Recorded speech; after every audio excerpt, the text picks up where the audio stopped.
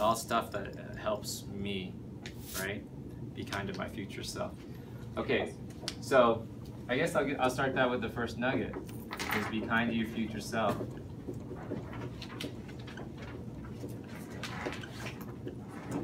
And again, the future is not way off in the distance. It can be next week. It can be this weekend. Like, tonight. It could be tonight. If you know you have a celebration this weekend, start thinking about who's going to be the designated driver. You could save a life. It could be your life, right? Or just download the Uber app if you don't have it. There's still people today who don't have a PayPal account. Like, how you can't pay anything anymore without a PayPal account. I know they take 3%. It kills me, but you know, you're paying for convenience. Be kind to your future self. So sleep. Actually, it'll lead to number 2. Number 2 nugget. You are a hydration what? Machine. You're not an eating machine. Don't say stuff anymore like I can put it away. Pile it up there. Watch me go. Let's see who can eat the most. I'll show you. Don't do that. You're a drinking machine. No one ever says that. Let me show you how much water I can drink. Look at me go. I'm on my gallon. But that's what you are, because your body is 66% water. Right? How long can you go without food? 10 days. No. 6 to 8 weeks. So food, you can go, yeah, a good 6 weeks without food. Water, how long can you go? 3 days. 3 days. 3 to 5 days, depending on where you are. So of these two, which one's much more important? Water. Water. But no one ever says, like, I'm dehydrating to death. People say what? I'm starving to death. And the answer is? No, you're not. No, you're not. No, you're not. It's not true. It's not true. In fact, you know, if you're not hungry enough to eat an apple, then you're just not that hungry, right? You're a hydration machine. In fact, most of your hunger signals is actually dehydration signals. Hunger. So hunger signals equal dehydration. That's the first thing you should be thinking about if you ever have a craving or want to eat or hungry or stomach growls. Yes, you're a hydration machine. In fact, when your weight stalls, it could be because you're not drinking enough water. Guarantee you. So you are a hydration machine. Which means what? Like, drink good water. Don't be drinking that rusty crap anymore. Have a water filter thing. Carry it around with you. Get a nice cooler so you don't forget it. Join challenges. Sometimes we do water drinking challenges. Some people take like a gallon jug and mark it off, you know, like get it to this point by 6 a.m., 9 a.m., 10, that sort of stuff. They have like little water containers now that blink every 10 minutes to remind you to take a drink. Pretty crazy, right? So you are a hydration machine. Now, and I'm kind of doing this at random, but remember, food, when you do need to eat, is to nourish what? Say louder. Your body. No. Your mind says. No. So. No. Who remembers? Food is to nourish your dreams. To fuel your dreams. It's fuel for your dreams, not fuel for your body. Fuel for your dreams. Fuel for your body is what everyone says. And the second you see it all over the internet, you know, and it's become commonplace. Once it becomes commonplace, it doesn't move you to do stuff. Yeah, fuel for my body, I get it. But goddamn, I want that Hostess Twinkie. But if you think about it as like it's fuel for my dreams, and my dream is my business, my dreams are getting married someday or whatever, becoming an actor, then you're gonna fuel your dreams. Food becomes fuel for your dreams. And when you do that, you don't have time for dollar menu. You're not gonna put crappy gas in your car, right? And wonder why it doesn't run right. So don't put crappy food in your body and wonder why you don't have any energy to chase your dreams. And you need this energy for all your dreams. It's whether it's going back to school, starting your own business, anything. You know, it takes stamina. So fuel for your dreams. Which then, when you get to this point, so the problem is, you have to make your dreams big enough. And that's the problem. If you hang around with average people, their dreams aren't big enough. Or they're very fuzzy. Someday I'll go back to school. Yeah, I'd like to start a business, but I'm too busy now already. I'm busy chasing my grandbabies around. Like, that's a fucking job. Like, come on. Really? That's not a dream. You got it? So, you can't listen to average people. I guess I'll make that number 5. Like, don't listen to average. Don't listen to average people, or you will be Average. I promise you, or you will be. There's no way around that. Whatever advice you're getting from average people, it's gonna make you average. And the average American's broke, living paycheck to paycheck. The average American's overweight now. 2/3 of Americans overweight. 1/3 of Americans are obese. So everyone who's commenting on what you're eating, your salad, aren't you tired of smoothies? They're all unhappy. You can't listen to them. Does that make sense? And in fact, the more people start to complain about what you're doing means you're doing the right thing. Does that make sense? I'm getting a lot of head nods. Yes. You're doing the right thing. The more haters you get, the more criticism you get. Because what happens is this. At the end of the day, see, people don't like to see you succeed. Do you know why? Does anyone know why?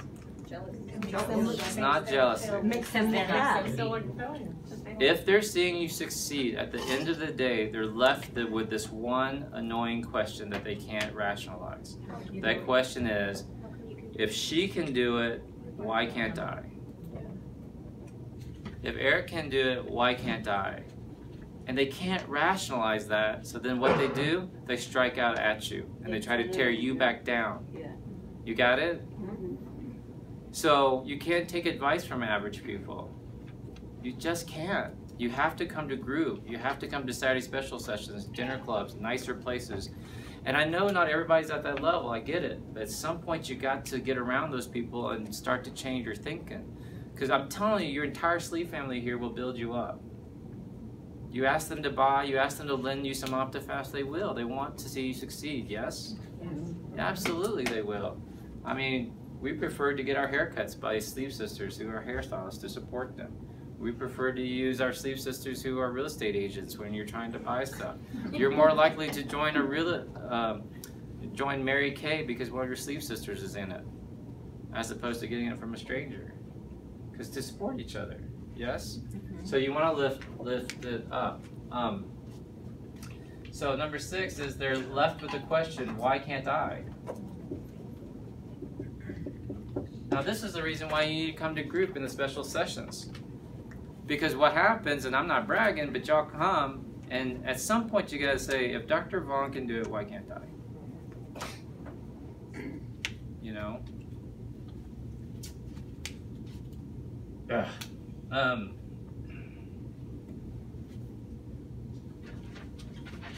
So for me, then that means I gotta keep doing more and more stuff, bigger and bigger stuff, making better and better alliances and companionships and friendships and stuff. Right?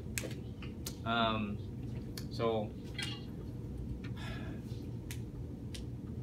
has anyone ever wondered how I write so many damn books? Well, I mean, I can tell you the answer.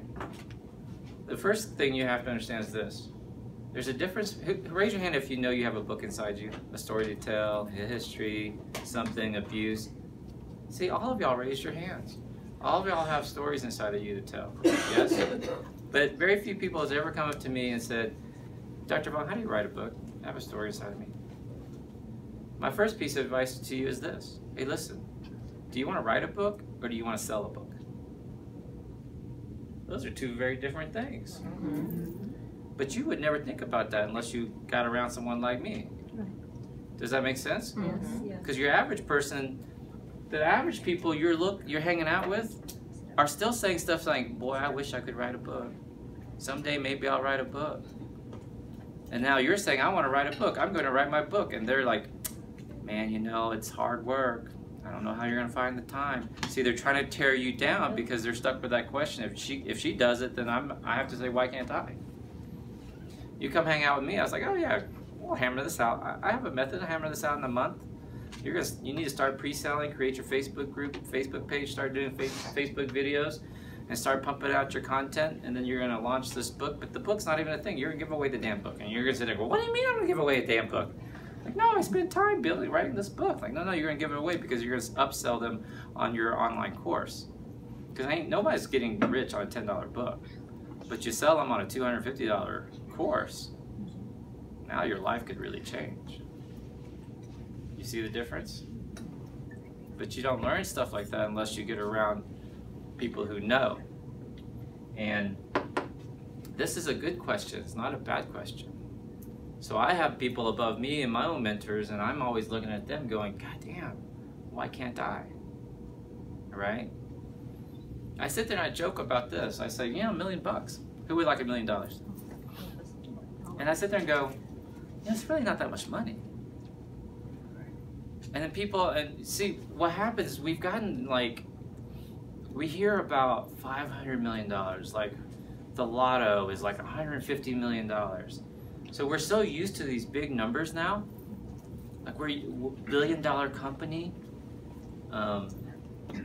They think Amazon is probably going to be the first $1 trillion company. It's a possibility. So Amazon just passed Apple as the #1 largest company. But you hear these numbers like $50 billion, like Bill Gates has $50 billion. So when you sit there and you think, well, oh well, $1 million doesn't seem like that much. But you want to do the math for me real quick? So someone pull out your calculator real quick. So you're just going to take $1 million and divide that by 12 real quick for me. It's around 89,000, but what's the exact number? 83,333. Let's call it $84,000, right? Is that right? A month.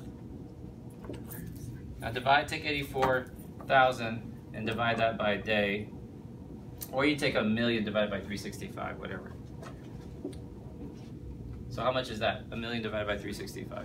It's going to be around 3,000, right?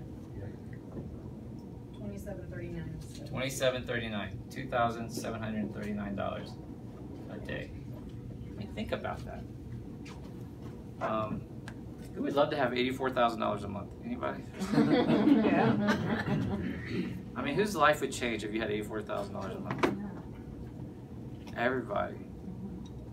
Right? Now it's weird because raise your hand if like $500 would really make things a lot easier.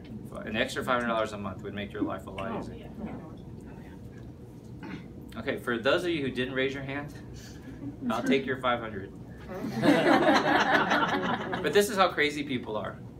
Now, every single one of y'all, if you walked out of this building and on the parking lot, you saw some green stuff on the ground that looks like paper money, not quarter, but like a paper money, what would y'all do?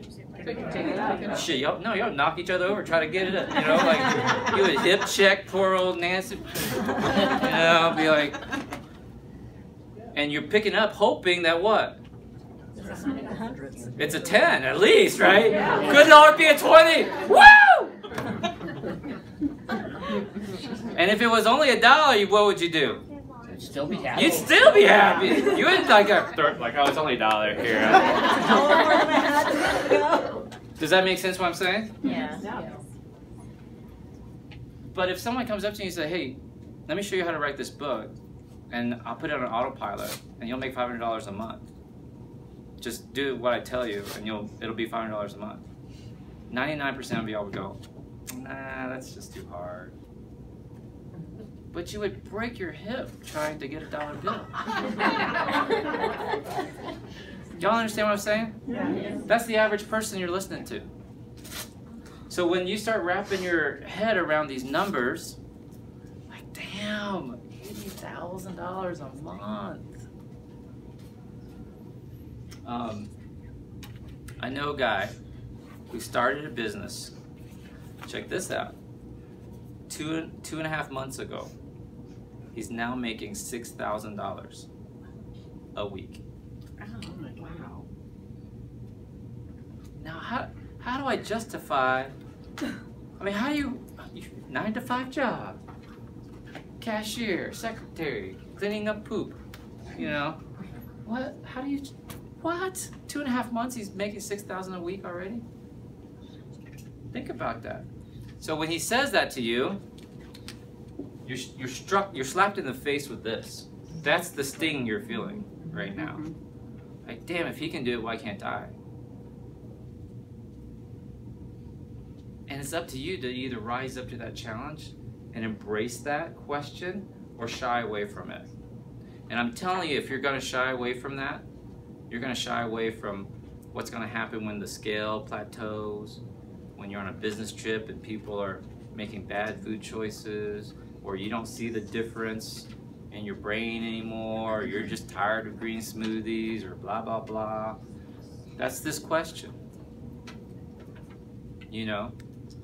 I mean, if Art can have this problem, why can't I? Right? If Dr. V can meet Matthew McConaughey, why can't you? Right? Yeah. I mean, if somebody can sell $100 million in real estate, why can't I?